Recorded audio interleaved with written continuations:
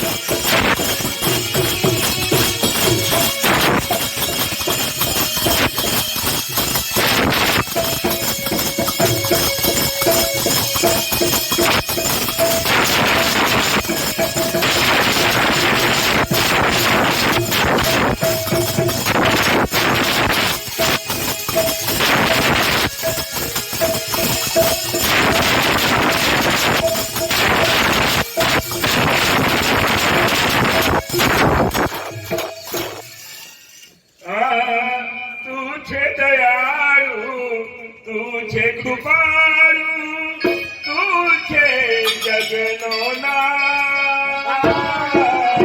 તું છે દયાળુ, તું છે કૃપાળુ, તું છે જગનો નાથ.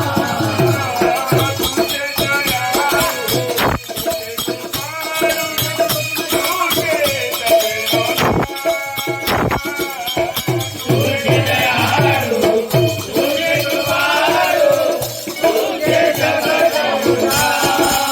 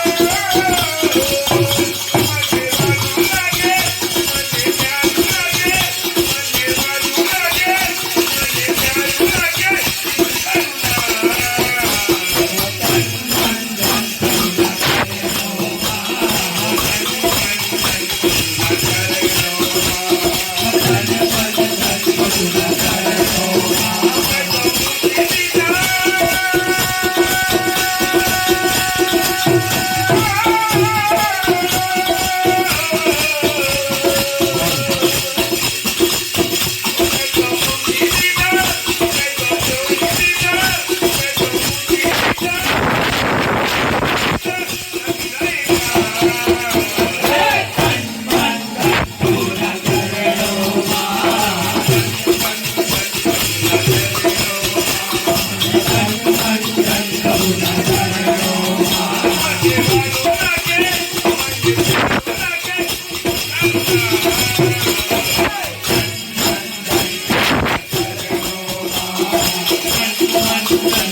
you.